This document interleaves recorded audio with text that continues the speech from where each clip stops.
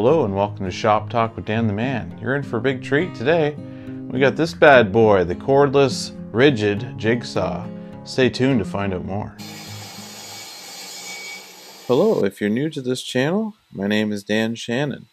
I enjoy woodworking as a hobby and being out in the shop. On this channel, dive deep into my shop as we explore tools and tool reviews, as well as chatting about everything related to woodworking. If this grabs you by the tool belt, please subscribe to my channel if you want more videos like this.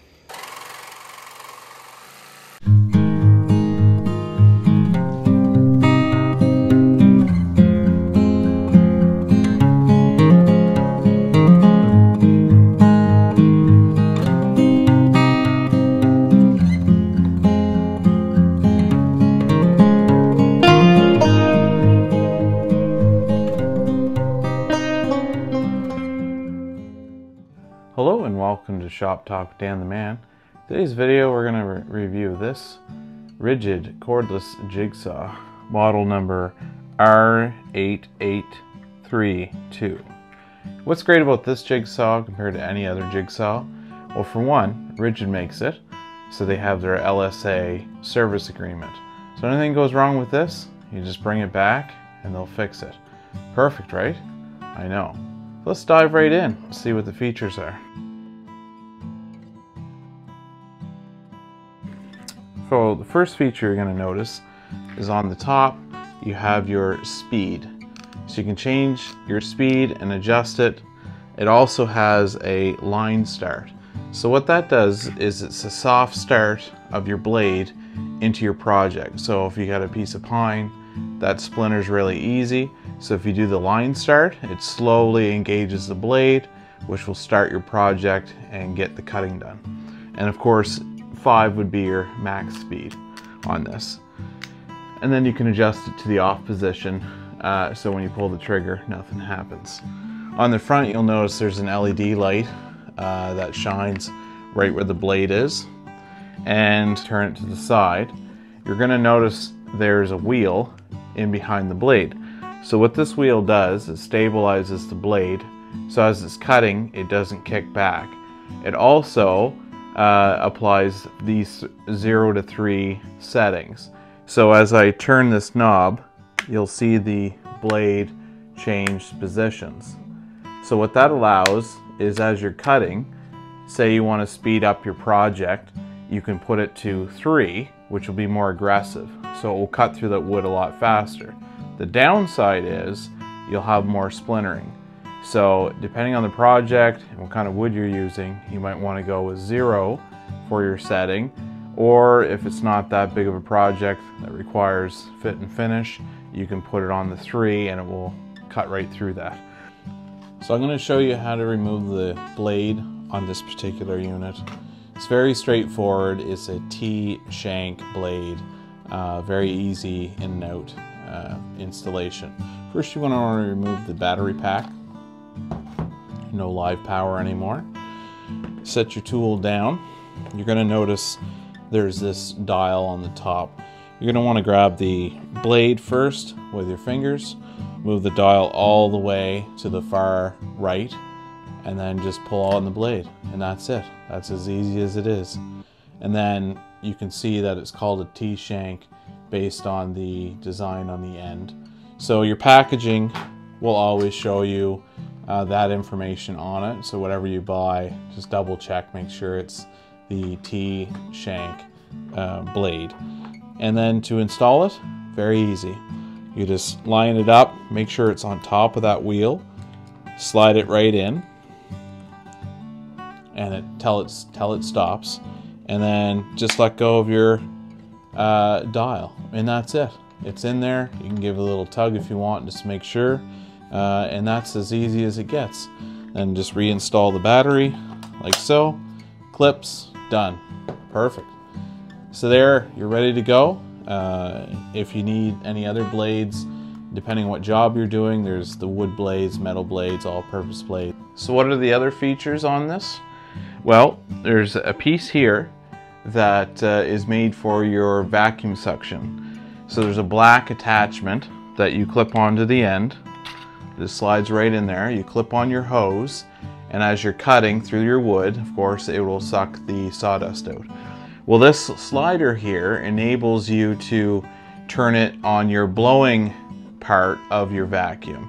So you have your suction, which is your standard for your vacuum. You also have a port on the back of the vacuum that blows. Well, you can clip it on that and then click it into here and then change it, and it will actually blow the dust out. So as you're cutting, it will blow the dust through the machine and out in front of it. It doesn't suck it back. So depending on what situation or how you're cutting, you might want to swap that. But that's pretty cool, I thought, that they thought of giving you that switch to give you that option. So once again, you know, you have the attachment, but it actually works pretty good. I didn't use a vacuum with it, and it seemed to handle just fine. Another feature on this is your switch lock. So you pull your trigger in, and there's a little circle. You just slide to the side, and then it's locked on. So if you're cutting like a sheet of plywood or doing a large cut, you might want to lock your trigger on, just for the ease of your fingers, so you're not constantly holding that trigger on. And then when you're done, you just, of course, push in, it unclips, and then that's it. Turns right off. So what are some other features on this machine? I'm glad you asked. On the back here, you'll notice there's some increments that'll show your angle. So if you want to cut a 45 or a straight cut or adjust it, I would probably use a square because it only does your 45 as a guaranteed position. So if you're going to do any increments in between, you might want to get a square, make sure it's correct. So there's this little lever here. You just pull the lever to the left, and it pivots the entire thing. So it is locked in to, you can see a notch there. So it does grab the notches to give it a true 45. So in order to change it, pull it back, and then you just move it whatever direction you want. So I'll show you the front view. So it changes your beveling to whatever you're cutting. So I would definitely use a square. Double check that angle that you're trying to get before you use this, except for the predetermined setting, which is usually 0 and 45 would be the most accurate. And then once you have it to where you want it, you just slide it forward again, and then that's it. Perfect. And then use the back lever once again to lock it in place. So there, that's it. Nice and sturdy, locked in place, not going anywhere. That's exactly what you want once the plate's set. It works great. This plate has a nice smooth plastic on it, so it's not gonna like catch as you're going. I will mention, however, there is different types of blades you can buy for this machine. These jigsaws have come a long ways compared to the original one that I've used. Growing up, Black & Decker was super old. It did the job, but now you can get double-sided blades, so they have an edge on either side. You can get scroll blades, so you can do like more intricate work.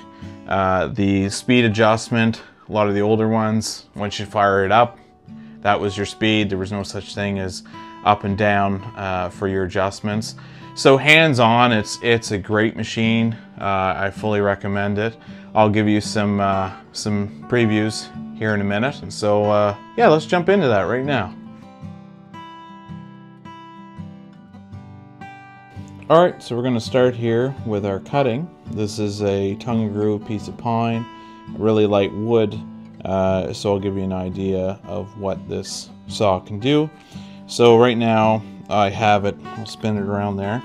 I have it on the 0 setting, like I mentioned. So we'll see how aggressive that is with this blade, and then try another pass. So might be a little loud. I'll put it on the start, the line start first. Give you an idea what that sounds like.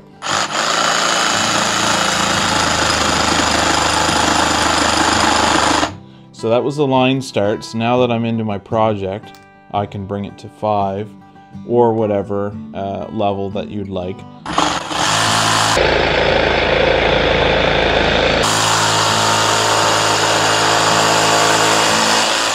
All right, so we did the first pass, and that was on setting 1, as you can see on the tool. So we're going to raise it up to level 3. You'll notice that the wheel on the back here will change its profile. So right now it's more upright, and as I change the dial, it'll change where the blade is located. So bring that all the way up. So you probably noticed the blade changed, so we'll run that through and see what that does. Once again, I have it on setting number 5, which is the highest.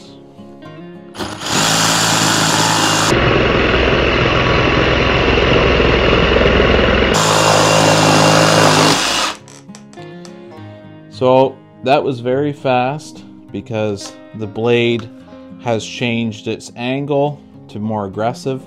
So I was able to plow through that wood a lot faster than, of course, the 3, it was at 0. So anyways, that is a hands-on use of this jigsaw. So I thought one thing more I'll mention about this Ridgid jigsaw is you can buy different types of blades. They should be the T-Shank series. So this Diablo blade set, you can get multi-packs. So this one does different things, wood, general purpose, and metal. So depending on what you're cutting and what your project requires, there's a blade to go along with that. So I'd recommend shopping at the Home Depot. You can get DeWalt ones. Doesn't really matter the brand. I didn't buy Ridgid blades. I like the Diablo ones. They work. They're the T-Shank fit, so they'll work with this machine. Thanks for watching this video. I love doing tool reviews, and later on I got some projects that I've been working on. One's a woodshed that I'm excited to put together and to show you in the upcoming months. And yeah, don't forget to give me the thumbs up, subscribe to my channel. I appreciate any views, and yeah, put some comments below, anything you enjoyed about this video, or maybe a tool that I haven't reviewed yet that you'd like me to add. So have a great day.